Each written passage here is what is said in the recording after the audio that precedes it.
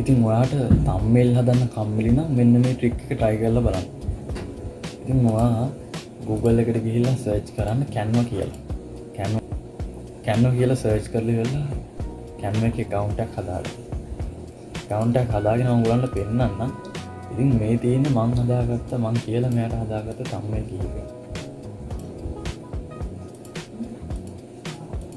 ඉතින් මේක ඔයගලන්ට මේක අරගෙන ඕන විදිහට කස්ටමයිස් කරගන්න පුළුවන්.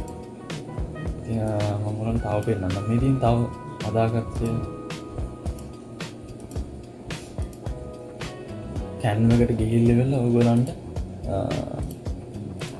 Canva කියලා search කරලා ඉවරලා ඔයගලන්ට මෙතන ගිහිල්ලා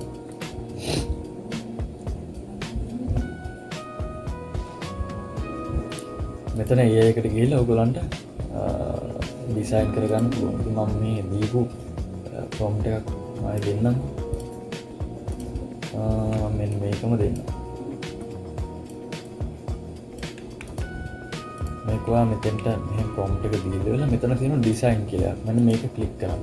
ඊට පස්සේ මෙතන තියෙනවා social media marketing අනුව ගොඩක් තියෙනවා. ඔයා thumbnail එකක් නේ හදන්නේ. social media කියන එක click කරලා මේ promote කියන එක ඔයගොල්ලන් මෙතින් banner ඔන්නම් cover ඕනවා ගොඩක් දේවල් හදාගන්න. ඉතින් මම මෙතන thumbnail කියන එක YouTube thumbnail කියන එක select කරගන්න. ඊට පස්සේ ඔයා මෙතෙන්ට මේ click කරන් ඊට පස්සේ මෙයා generate කරන්න ගන්න.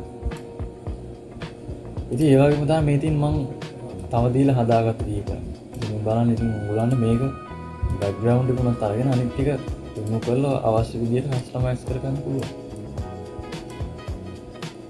මේ තියෙන තව හදාගත්ත දේ. ඉතින් මේවා ඉතින් අපිට edit කරලා අරගෙන ගන්න පුළුවන් අපේ කාලේ. මේ ඉතින් තව දෙයක්. ඉතින් මෙයා සිංහලනුත් ඕන මේ හදා ගන්න පුළුවන්. මේ කොටසේ මේ කෑල්ල අරගෙන අපිට ඕන මේ text ටික උඩ සිංහල අවශ්‍ය දේවල් ටිකක් දාලා තව අවශ්‍ය දේවල් ටික add කරගන්න පුළුවන්.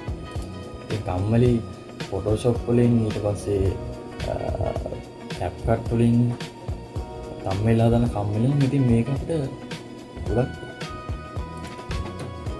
උදව්වක් වෙනවා. ඉතින් ඒ වගේම තමයි මේකෙන් අපිට මම හදාගත්ත පොඩි කෝඩ් මේකක් කියලා මම කිව්වා මෙයාට කැල්කියුලේටර් එකක් හදන්න කියලා. ඉතින් මෙයා ස්පීඩ් එක කැල්කියුලේටර් මොඩර්න් ලුක් එකේ කැල්කියුලේටර් එක ඩෙවලොප් කරලා තියෙනවා. මෙයා අපි මෙතන සෝස් කෝඩ් එක බලා ගන්න පුළුවන්. මෙයා HTML CSS ඊට පස්සේ JavaScript භාවිතා කරලා තියෙනවා. ඉතින් මේ කෝඩ් එක ඕන කට්ටිය මට අනිවාර්යෙන් කමෙන්ට් එකක් දාන්න. මම අනිවාර්යෙන් කෝඩ් එක දෙන්නම් ඔයාලට. වෙබ්සයිට් එකකටම මේක ඇඩ් කරගන්න පුළුවන් ඔයාලට. ඉතින් මේක try කරලා බලන්න මේ තියෙන්නේ.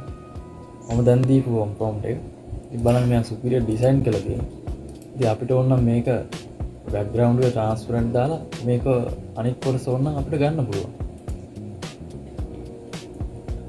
ඉතින් වීඩියෝ එක හොඳා නම් අනිවාර්යෙන් follow කරන්න අමතක කරන්න. එහෙනම් අපි ඊළඟ වීඩියෝ එකේ හමු.